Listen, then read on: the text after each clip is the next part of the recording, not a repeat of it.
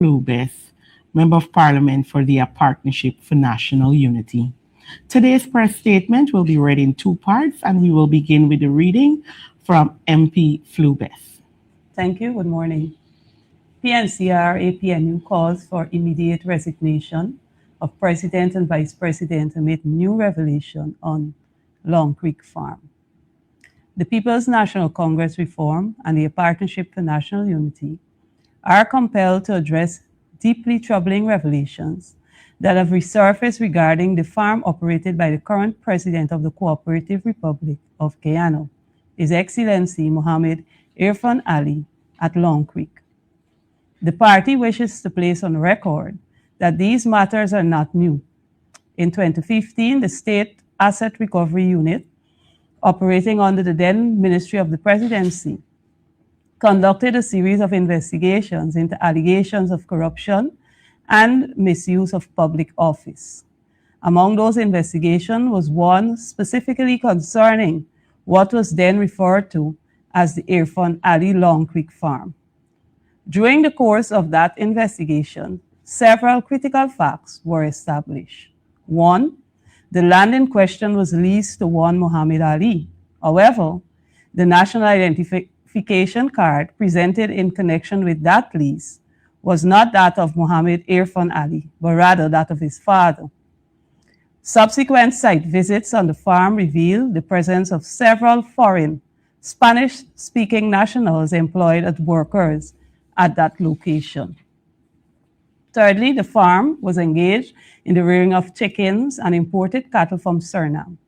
According to the information gathered at that time, these cattle were reportedly part of an agricultural exchange program with the governments of Guyana and Suriname prior to the APNU government taking office in 2015. At the time of the investigation, the then former president and leader of the opposition, Jacques Biot, also maintained a large farm on the highway at Moblisso. Additionally, both parties, Ali and Jacques Biot, were identified as joint operators of farm located at Kamuni Creek in the Demoir River, where cattle and other items belonging to the Guyana Power and Light were found. The investigators, having completed their work, submitted comprehensive reports with the firm belief that the findings of the Long Creek Farm investigation naturally form part of the broader fraud charges that were being contemplated. Tragically, as events have since demonstrated, that was not the case. The investigation into Long Creek Farm was conspicuously excluded.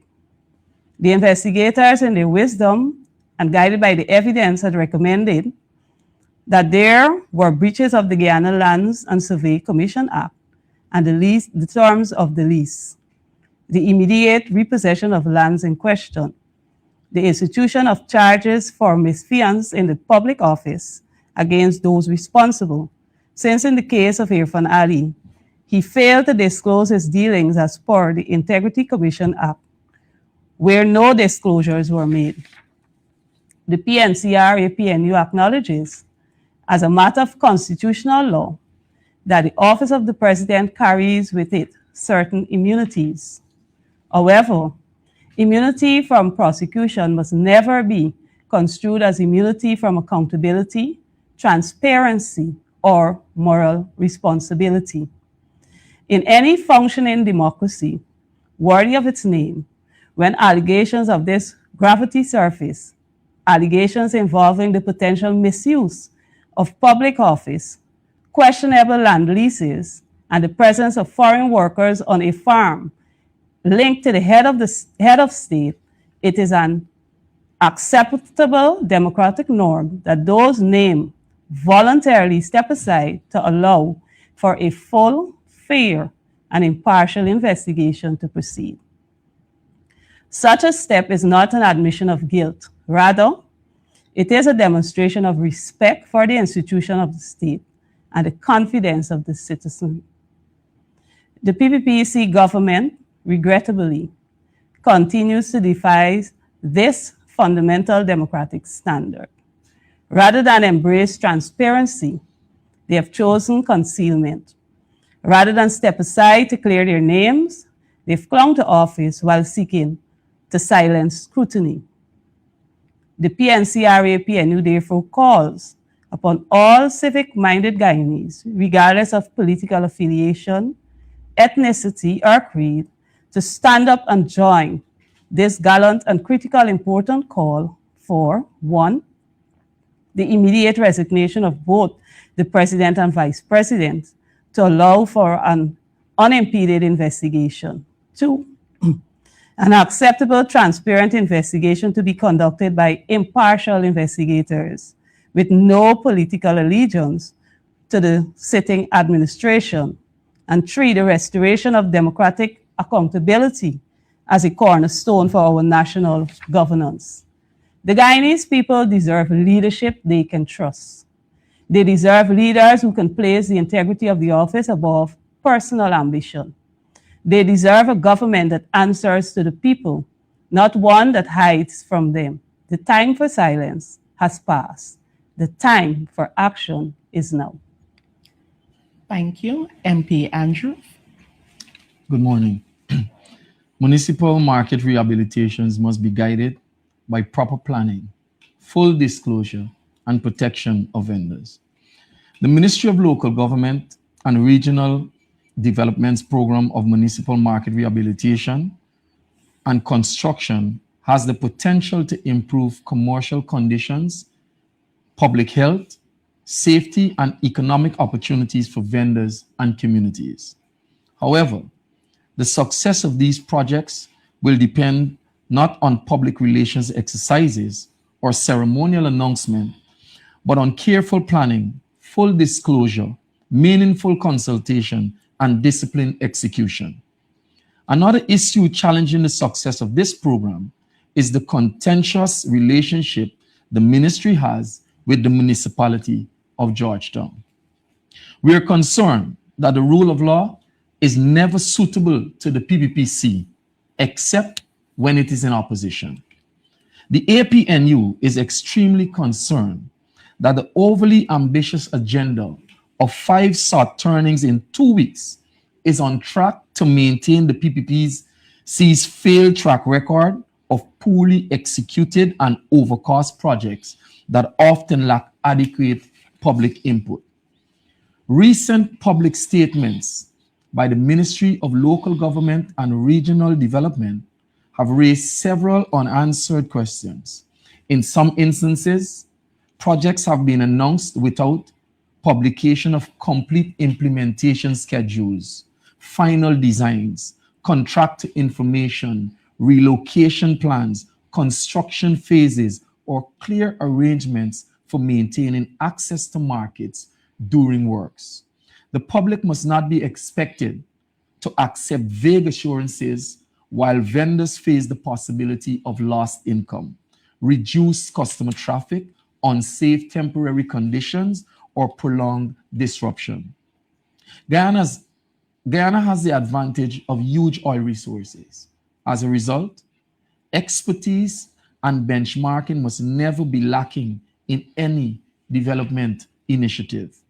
Before rehabilitation works begin, the ministry shall publish for each affected market, 1, the approved scope and design of the project, the total project cost and source of funding, the name of the contractors and supervising authority, the commencement and completion dates, the construction and relocation phases, the number of vendors affected, the temporary accommodation plan, arrangements for sanitation, drainage, electricity, security, and waste disposal, traffic, parking, and customer access arrangements, and finally, the process for reporting breaches, delays, and unsafe conditions.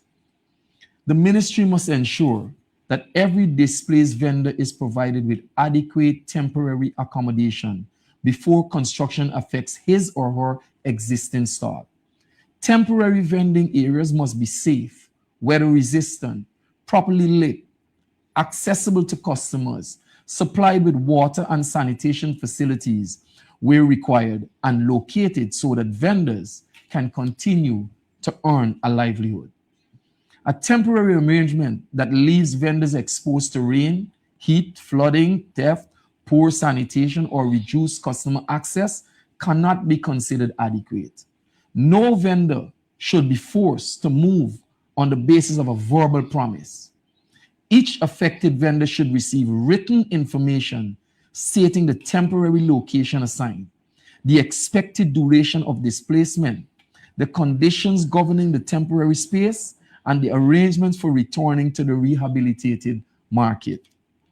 The ministry must also guard against what may be described as gradual creep of inconvenience, where an initial limited disruption expands into blocked entrances, shrinking vending spaces, reduced parking, dust, noise, unsafe walkways, drainage problems, delayed construction, which is typical of the PPPC, and declining customer traffic. Vendors and market patrons are therefore encouraged to remain vigilant throughout the rehabilitation process. They shall document conditions before constructions begin. Keep records of commitments made by officials and contractors. Report hazards promptly and insist that agreed access routes and vending arrangements are maintained. Vendor representatives should be included in regular project planning and monitoring meetings. Progress reports should be issued publicly, and any delay, variation in cost, or alteration to the approved design should be explained without delay. Market rehabilitation must not become market displacement. Development should improve the circumstances of vendors and patrons, not transfer the burden of poor planning onto those who depend on the markets for their livelihood and daily needs. The ministry is urged to replace fragmented announcements with a transparent and comprehensive implementation framework. Proper consultation must take place before, not after, decisions are made. Vendors, municipal authorities, community representatives, and market patrons must be treated as partners in the process. The public will judge these projects by whether the markets are completed on time, within budget, to an acceptable international standard, and without causing unnecessary hardship to vendors and customers. The APNU remains vigilant to the plight of citizens and will continue to advocate for policies and programs that make meaningful, positive change in people's lives. Thank you. Thank you. At this time, the floor is open for questions. And do remember to state your media house and by the raise of hand.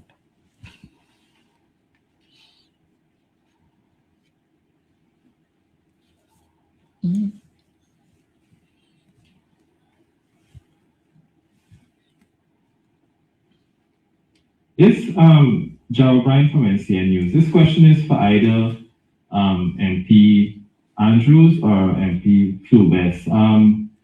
What is your view on the amendments that have been proposed by the parliamentary leader of APNU to the Integrity Commission Act? Thank you for that question.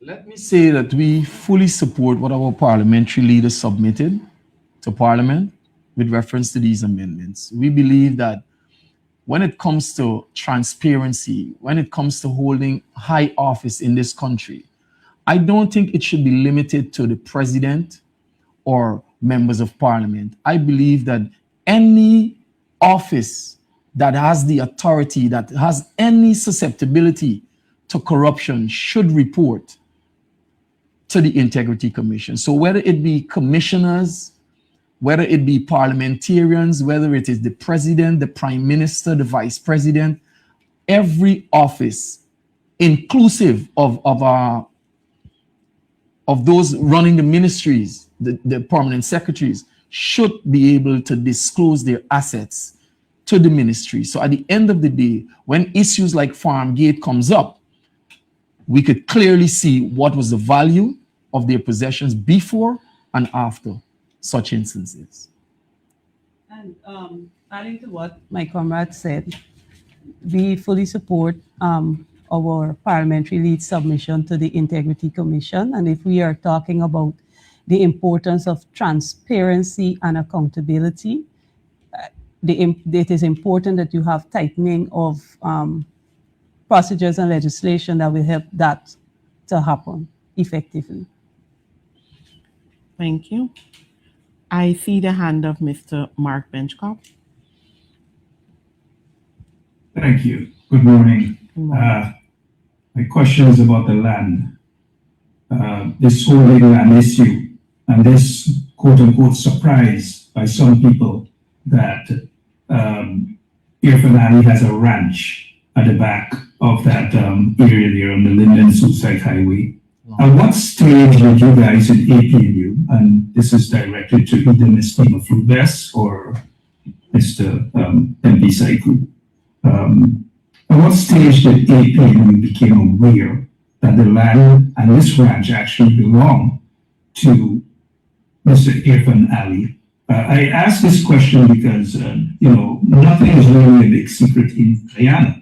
Because if all of those transportation trucks and roads and all these things being done in that area, people at some point in time, not yesterday or not a week, but at some point in time, maybe last year, maybe the year before, were aware that that place belonged to Mr. Irfan Ali. At what point in time did you guys become aware? And secondly, what other actions, because you cannot depend on this current government to be transparent, what other actions will be taken in order to force the president, quote unquote, the president, to be transparent? Thank you. Thank you. Go ahead. All right, thank you for that question.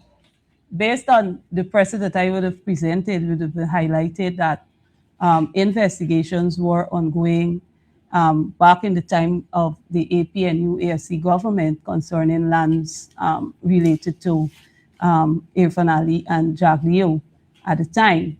However, you would have seen that the charges or so that they had brought to bear, it didn't go through for some reason. That aspect of it didn't go through with the Saiku investigation. The charges didn't go through. Nevertheless, the APNU, let me speak for me as the constituency rep for the East Bank corridor. I would have visited that area on more than one occasion, but I was told that the area belonged to the Chinese businesses. So for me personally, I did not know that it actually belonged to the president of the Cooperative Republic of Guyana, being a sitting member of parliament. And when this information has been highlighted that it is actually owned by Irfan Ali, a lot more questions bear to mind as to does the staff or the staff operating there actually know who is the true owner of that area and all the operations that you see there.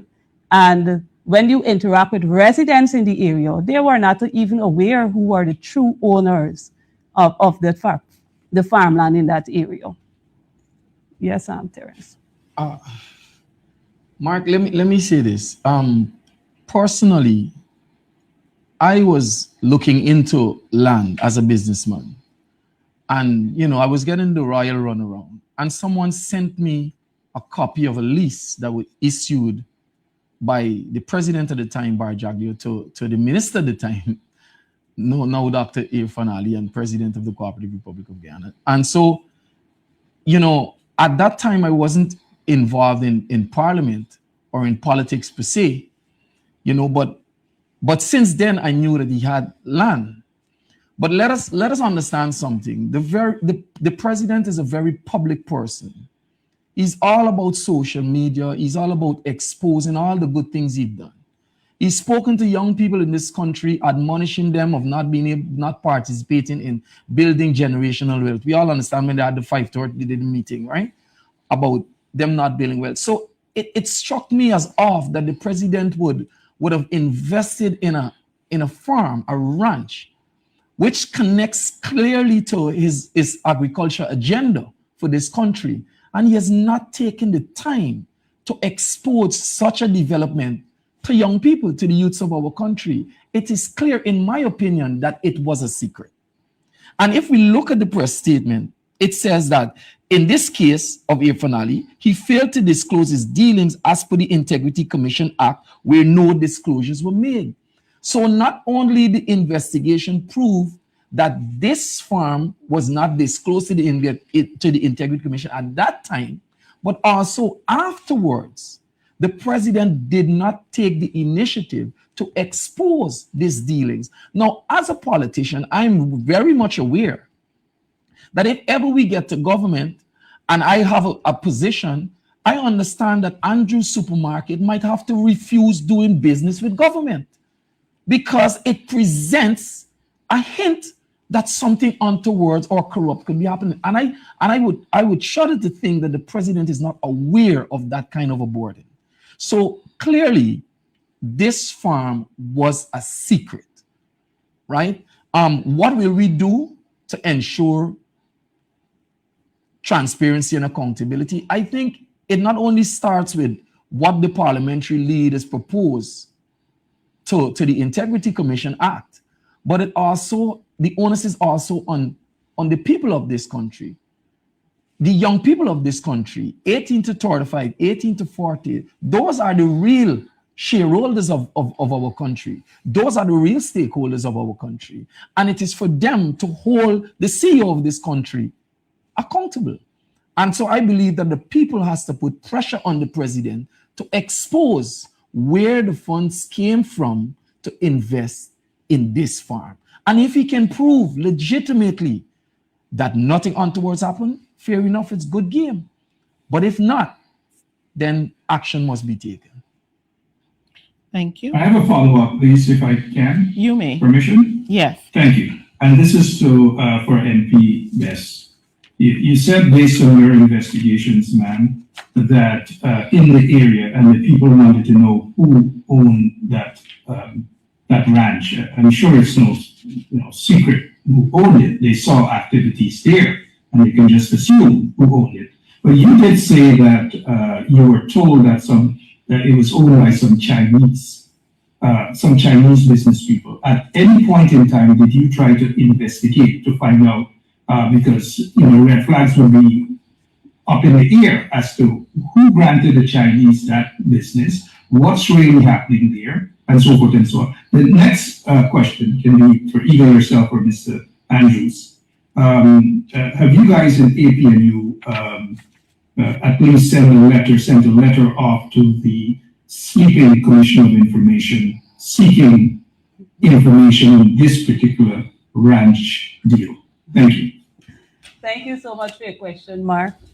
I would have done some investigation and digging as to see what really what information I could get in relation to that, but it didn't bear much fruit. And also the reason for me wanting to dig into that particular issue is something I've been paying attention to. The farmers at Cane View, whose property was damaged and graded down, there were promised lands in the Long Creek area by the officials from housing who said that they were going to relocate them so that they'll be able to continue their farming. And I recall that after arrangement was made for them to visit or to check the area, they were told that the lands were already occupied and therefore they should sell their cattle and take the house lot that is given to them and go and find a job. You could talk to any one of the Cane View residents and they will tell you they were promised land in that area. And the question I keep asking, who occupied the lands? How come that you would have promised these people at Cane View that they will get lands at Long Creek to continue their farming. And when the time come, they were told the lands were already occupied. Who occupied the land and how come the people that were doing the negotiation didn't know prior that these lands were already occupied? And I can also speak to the people at Hillfoot who had to be relocated after their homes were destroyed. Some of them were told that they would have gotten lands at Long Creek. And when they went to the area, they were told the lands were already occupied. So that even raises more question as to whether the information that they have at the agency reflects what actually is happening on the ground. So since then, I've been trying to get as much information as I can as to who actually occupied these lands at Long Creek area. Mark, I'm not aware. I don't have the information at this time as to whether a letter was written to the Commission of Information. But I would say that that's an exercise in futility.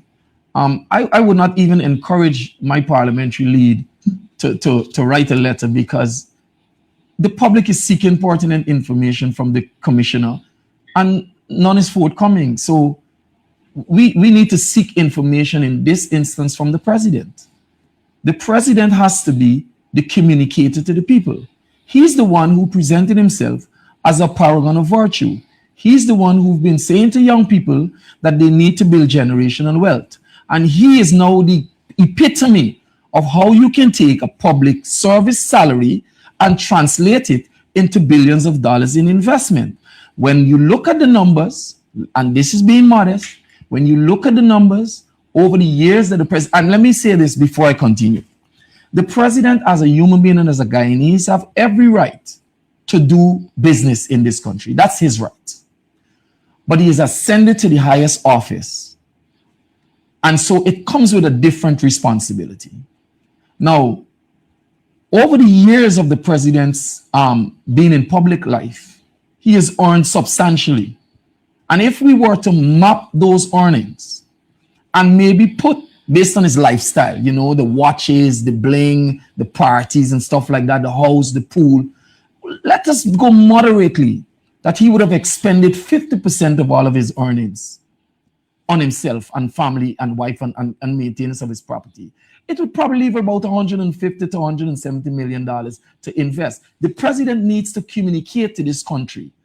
Even is not let me go back, not 150. If those savings were invested at a 6% clip, he would now be worth $170 million. 150 to $170 million. The president needs now to communicate to the youths of this country who he has been encouraging to build generational wealth. Say to them how exactly he was able to turn what was supposed to be a 6% clip on his savings into billions of dollars.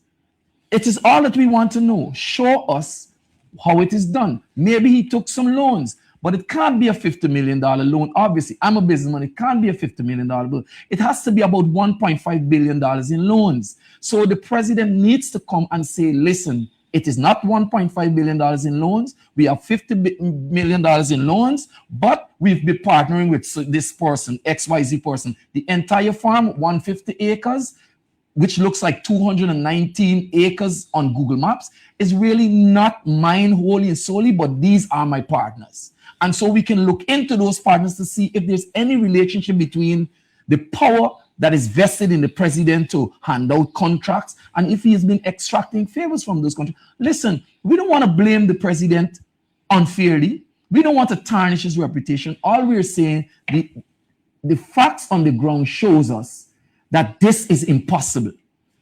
Prove to us that it is possible. Prove to us that you are a president that we can trust. You are a public official that we can believe in, that we placed, not we as in me, but that the others who have not been a part of the APNU have voted for, right? And prove to them that you're worthy of that. That's all. We don't need the Commission of Information to give us that. He probably doesn't even have the information, but the president got it. So the president needs to say it, come out, have the press conference. Mark, we cannot have a president casually and cavalierly speak while he's at the CARICOM heads meeting and say, oh, you know, carelessly, in my mind, I would put it like that. When we get back, we'll have a tour of the farm. That, in my mind, is so disrespectful to the Guyanese people. The Guyanese people doesn't want a tour of the farm. The Guyanese people wants to understand, is the farm yours? Is the investment the magnitude that it is claiming to be? Give us the reality between what we see and what the truth is. That's what we need. We don't need to know all the sad stories about the messenger. It's not about the messenger. It's about the president. What we've trusted you with, what we've put in your hands, and what you're doing right now. That's the information that we need. And it must come from the president, nobody else. Thank you. Mr. Mark DeCosta.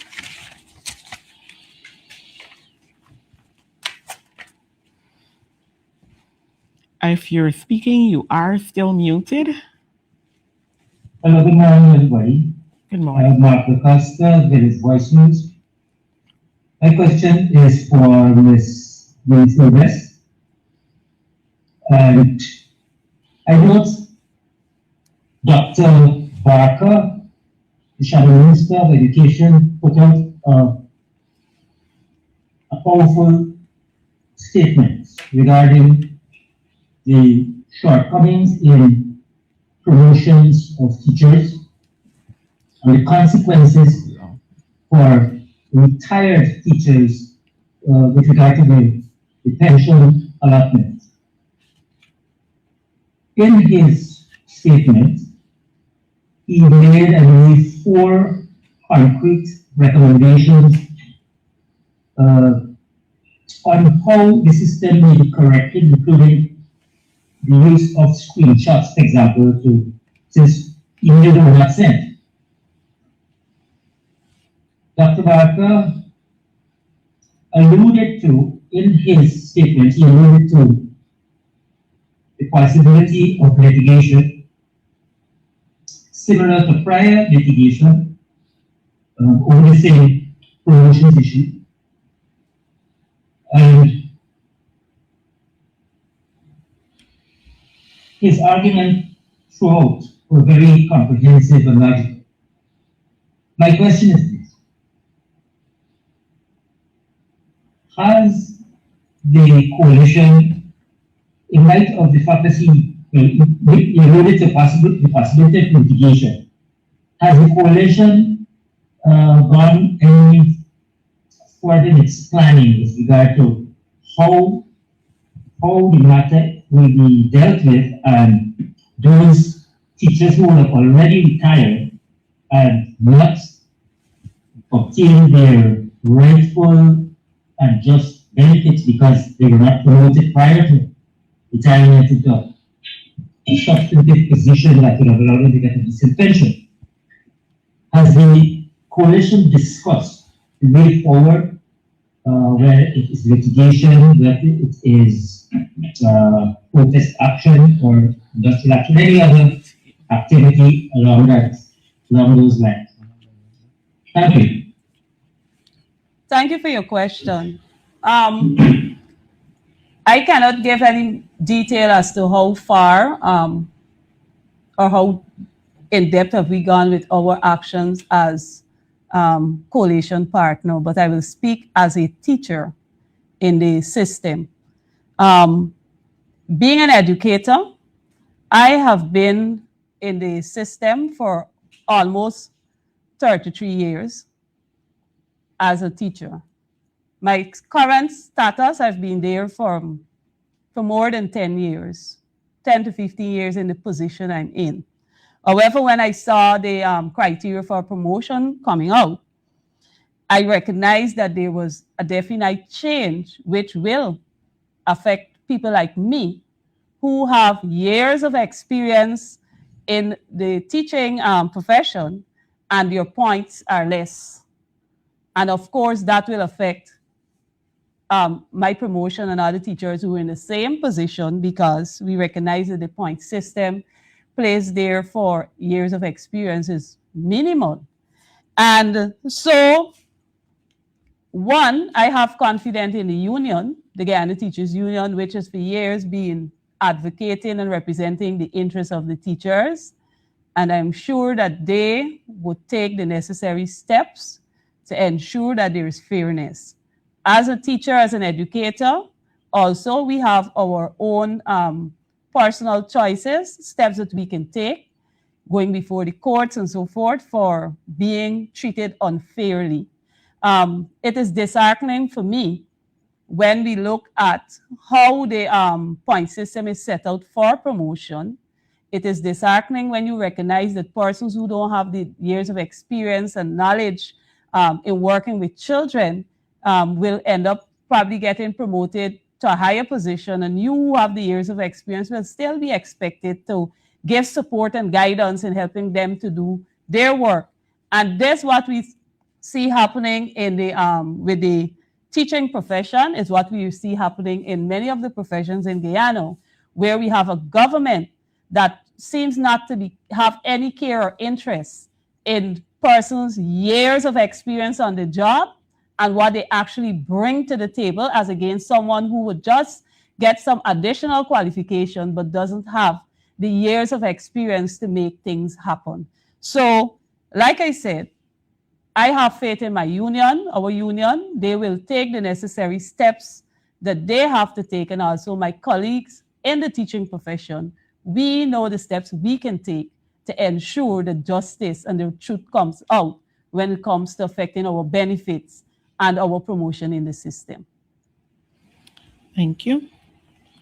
Mr. Brian? Yes. Circling back to the Integrity Commission, I have two questions. First one, how optimistic is APNU of your amendments to the Integrity Commission Act getting support, bipartisan support, as well as support from your win opposition colleagues in the House? And second question, over the years, there have been APNU MPs who've been among, the list of public figures that the Integrity Commission has been publishing for not declaring assets. How is APNU dealing with this as a party, to avoid this being coming up again and again in the future? Well, thank you, Mark, for your question. Gerald. Gerald. Gerald, sorry, Gerald. My apologies. Let me say, on how optimistic we are, we believe that we'll get the support from the opposition side, and we're very hopeful, given all that is happening now with the farm and questions about corruption, that the PPP would find it very important to lend their support to this. We're not asking for anybody's head. All we're asking for is accountability, so that people don't commit themselves to public service and then they're slandered and they're scandaled about corruption and owning wealth that have not abound through their earnings legitimately. So we don't want to blame people for that. So in the absence of accountability, a good man could be called a thief. And so we believe that if the PPP government is very serious about this stigma being removed from public officials, that they would support our initiative in terms of these amendments. On the matter of members of parliament not submitting, this is not an issue that is on one side only. This is an issue on all sides. People delay for a number of reasons. They have questions and all of these things. But our party has always encouraged and continues to encourage and is still committed to our members of parliament submitting their making their submissions in a timely manner. And if I may add, with our submissions, I recall when I became a first-time member of parliament, I was guided by my party on submission of the relevant documentation to the Integrity Commission, which is a part of what you do, or you're expected to do. And on the PPP side, I would like to say to them, here is an opportunity. We have an amendment presented to the Act, and we would love to see your support if you're serious about fairness, transparency, and accountability. You have the perfect opportunity to show the nation that you are serious about accountability and transparency. So we look forward for your support on the amendment. Thank you. The floor is still open for questions.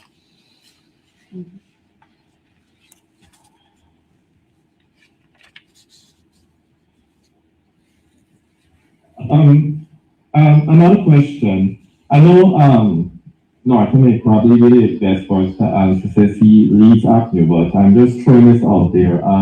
What is the status of the PNC Congress, the Congress that it would hold for leadership and executive, the executive body and so on? Being dealt with by the party. Definitely, that question is best suited for our leader, and so I'm quite sure you'll get a response in time to come. Mr. Mark Benchcop. Right, yes. With all of the talk about AFN's ranch, and of course, AFN is running, ducking, and hiding. First time we've seen him ducking and hiding. He's not in the perception of most people is that he's not being transparent. But apart from the ducking and hiding and the few other distractions, what's your take, both MPs, as you traverse the country? The people are crying out a high cost of living. Hundreds of young people are now out of high school. Unemployment is sky high, never before. All these things, but yet the distractions.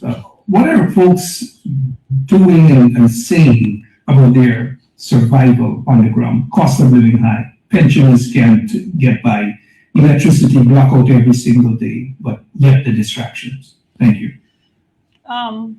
If I may, let me go first. When you traverse across the country, you listen to persons speak on such matters. The ranch would have caused a lot of them to open their eyes. I recall visiting a senior recently, just about a day or two ago, and he was saying, imagine, he is a retired soldier, he's a pensioner now, and he has to travel to get medical care, and to do that, it will require a taxi, and for a taxi to take him, it's 8,000 return. He has to get medication, and many times you go to the health, Dr. Frank Anthony listening, persons have issues in getting their medication. It may not be available, or you might have a lot of expired drugs around. And so these seniors have to take the little pittance that they have to go and, one, take a taxi, two, purchase drugs so that they can help to take care of their health. And then they still have to feed themselves from the pension. And you imagine a pensioner who is living alone, or they don't have a caregiver there to give them the kind of support.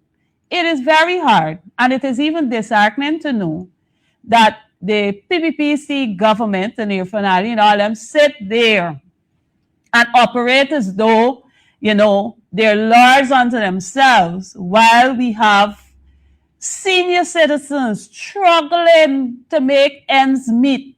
I would have spoken about the importance, if they see the citizens they could get at the beginning of the month when they go to collect the pension. Some of them still got to stand up for collect this pension in line.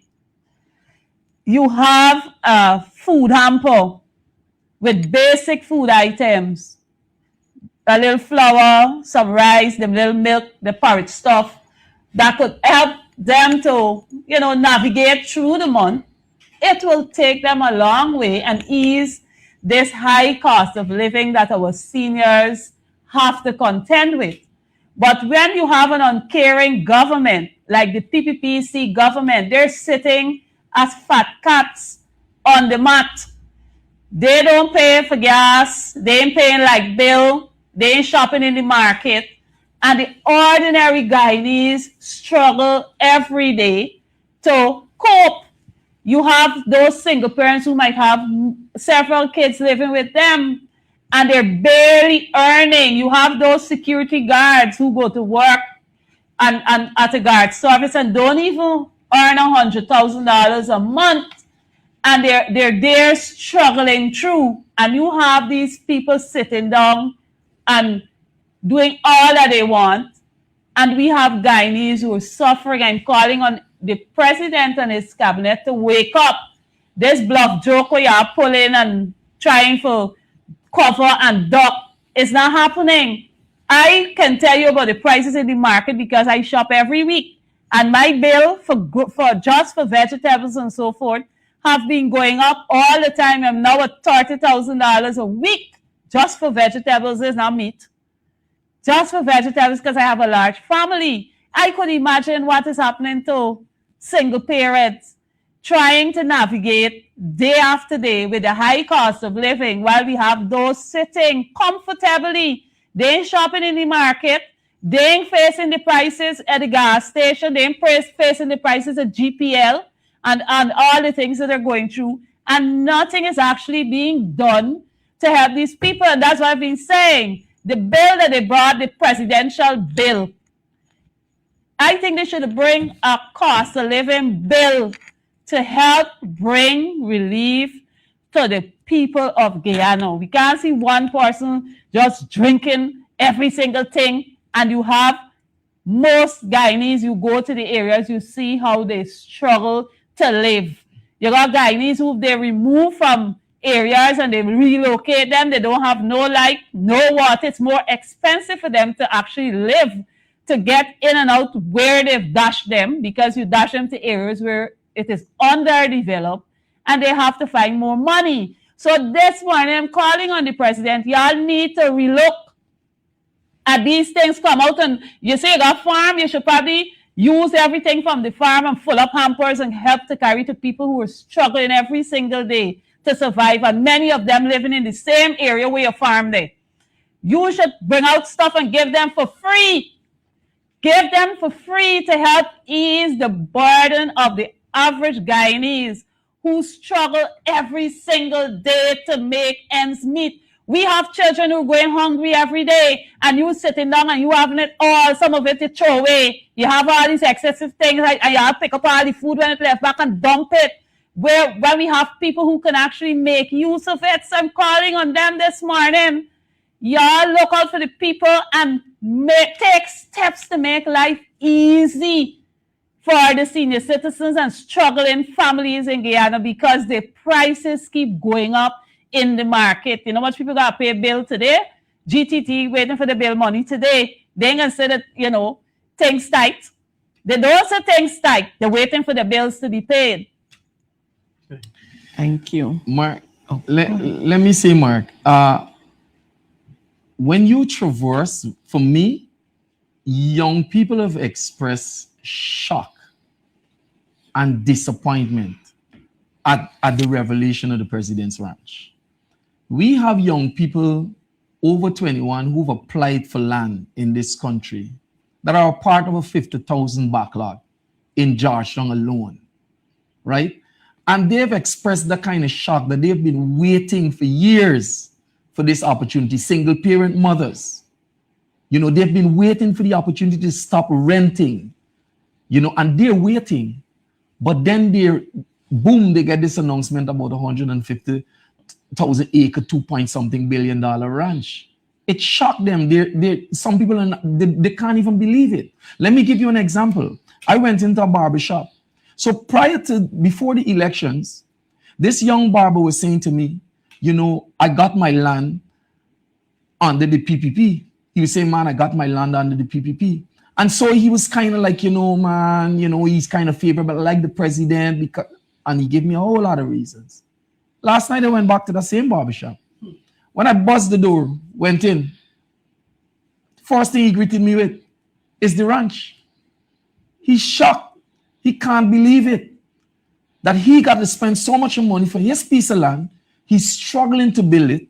And then the president owns this magnitude of investment. And to boot, we're going to ask this same young man through his taxes to help to support a president benefits bill that gives the president unlimited benefits when he retires after serving only 10 years. You could imagine Guyanese are serving 30 years in public service, 40 years in public service, and somebody comes and serves 10 years and gets unlimited benefits. Have they not been benefiting from their previous employment and business operations? Don't they have a possibility to benefit from their business operations after? Come on. People are totally disappointed. You go to Triumph, you go to BV, you ask people, I ask them, how's the economy treating you? And one answer you hear all the time, bad. The economy is treating them bad. This is not, we're not talking about old folks alone. We're talking about pensioners. We're talking about small business owners. We're talking about youths. They all have the same thing, bad. The economy is treating us bad. And so people are very disgusted at this whole notion. And I'm saying, let us be fair to the president. Give him an opportunity to come to the nation, to the youths, the elderly, the small business owner, the farmers, and say to them, look, this is how I have legitimately acquired this thing. Rest assured. That's all. Thank you, Mark. Thank you. The floor is open for one other question. If I can squeeze in a follow-up. Go ahead. Thank you for permission. I noticed that attention has been made, and MP Bess mentioned it earlier, the haste in which this current regime, they've gone after chasing people and grabbing people's lands on the Linden-Suicide Highway in the hope of building some whatever city or whatever it is that they were talking about. People all knew the corruption. But a lot of people who occupy those lands for 15, 20, 30, 40 years were kicked off unjustifiably. The question, now we know why, but the question is, what is APNU doing to dig into what is said to be massive corruption at the Lands and Surveys agency?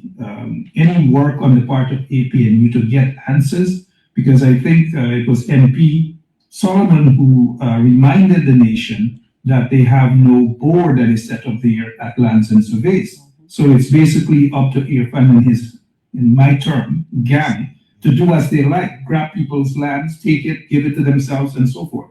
And so what is APNU doing to get that information out from the Lands and Surveys?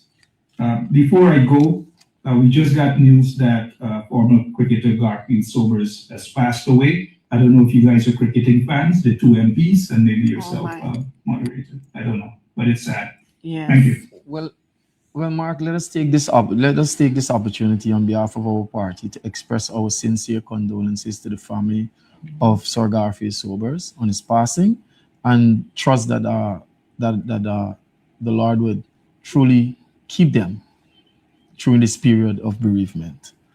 On information, listen, Mark, we have a commission of information that gives us no information. So it's not even about the commission of information or the act that is guiding that. It's the right to information that is the issue. Because if we have right to information, when we ask the question of heads of agencies, they will have to respond. We need to move from just having one person giving us information to allowing heads of agencies to be accountable to the Guyanese people. So in the instance where you don't even have a board, the CEO of Lands and Surveys is supposed to come to the public and say, these are your questions, here is the answer. But we don't have that. So we're stifled. I'm certain that our party has been, would do everything in its power to get information. But at the end of the day, Mark, there's nothing in place or nothing forces the hand of those in charge of Lands and Survey or even the commissioner of information to provide that for us. It's a sad state that we're in. Following up to what my comrade said, this Silica City, Laluni, which is an indigenous community, the back of Kuru, the lands there, farmers, their farms were taken from them for Silica City. And I recall up to this morning, I checked an article that Starbuck News has published where it captioned that these people, Air Fund, the president said they will be helped in acquiring new lands. Now, they will be helped in acquiring new lands. If we to go to Laluni and do a survey, many of those farmers have not been helped as yet to get these new lands, but we're seeing how much lands the same person who said they will help to get them new lands have been occupying. Again, with this Silica City project, many persons would have lost lands at Yarrowcabra and different areas.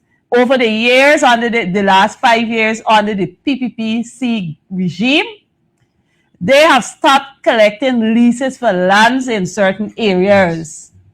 The highway persons go to pay their leases, they're not accepting the leases. The same thing is happening in Mocha Arcade, the community on our farmlands. They're not accepting leases, but yet still, when they had the expo the other day, they got maps to show how they're going to be occupying the same lands that these farmers have been on for years. Years these people have been there, but you got plans to show other people coming for occupy these lands. I'm going to say to the Guyanese people, y'all don't come off your lands, stay on your lands. You turn up at Lands and Survey to pay your leases, and you record every time you visit. And they say they're not collecting leases on the land, and you put a note. This is the day you turn up to pay your lease, and they said that they're not collecting your leases. And let us take them to court. We have to, well, we don't know what the court system is about, but we got to put something in the system, because it is unfair to see people who would have been managing and earning from the land, and these glutton people come now to take and to occupy the lands. I also want to song the bell. You see the lands in Mocha Iron? And they got the whole plan layout for people to come and occupy our lands. At the back of Mocha, close to the conservancy, y'all ain't gonna flourish there. Those lands were already paid for. And it is unfair for people to sit and to see a whole regime coming and the grabbing land. Persons have been there all the years, but you suddenly come and know that they're important. The president is in charge of lands and survey. Yeah. Irfan Ali is in charge of lands and survey. And he is telling them which areas not to collect leases from and what to happen and what shouldn't happen. I've been there to sort out something. They tell me, oh, they're collecting leases for the land, but yet still they're sending machine on the same land that belongs to me and other people to clear it. And that is unfair. People can afford to pay their leases for the land and occupy it. And they need to stop it. And I'm calling on Guyanese today. Y'all continue to occupy your lands. Don't come off the lands. They should not be so stingy to collect the lands. All them housing scheme, you go in, check all them corner lots. It in occupy is this Ministone, is the body owned, is this body owned. And you got people who struggling. You got people who had applications in lands, in housing, and their homes were graded down. Because why? They decided that the best of their lands must remain in their possession. I am calling my fellow Guyanese this morning. We have to stand up together. You're on your land, don't come off. I'm saying that. Mark, we're having a situation where it seems as though there's the rich, the powerful, is taking advantage of the poor. Now, there's a situation, there's a guy in Eastville that we spoke to. He's part of a co-op that got 1,000 acres of land about 15 years ago. Now, these are poor people who saw the opportunity, applied, and they were given permission to start occupying 1,000 acres of land. They split it up among themselves, and they started working on it. Every Sunday after church, they would go. Whenever they get some time, they save some money, and they would start working on these lands. The same situation happened. They're not allowed. First, their lease is delayed. Every time they go to ask about the lease, years upon years, they're not getting the lease. And so what you have is a situation where When we need the lands, action on the lands, and the rich doesn't come up with monies to invest in it, we give it to the poor and have the poor struggle to deal with it. And they eke out a living out of it. They decided depending, their family started depending on it. But as soon as the rich and powerful get enough capital and decide that they want to invest, what we do, we throw the poor off. So there are a ton of youths who are supposed to be beneficiaries through their parents of these lands. And they have visions to do big farming. They might not have the capital now, but their parents have worked hard enough to occupy these lands and to do what they need to do on these lands, only to be pushed off, only to be sidelined. This is unfair. This is unfair, as my comrade said, this is unfair, but I'm pushing it forward. This is unfair to the young people of our country who are depending on these pieces of real estate to build generational wealth, which the president has encouraged them to do. It is taken away from them because of these schemes. It is taken away from them. And what is the future left at? A 50 by 100 they're now begging for, and they're on a backlog for it. Thank you so much. At this time, I want to thank our media personnel for joining today's press conference. And of course, you, our viewing audience, and all our social media platforms. We do hope that you have a wonderful weekend as you continue to be cautious, and we trust your weekend goes well. Do have a great afternoon.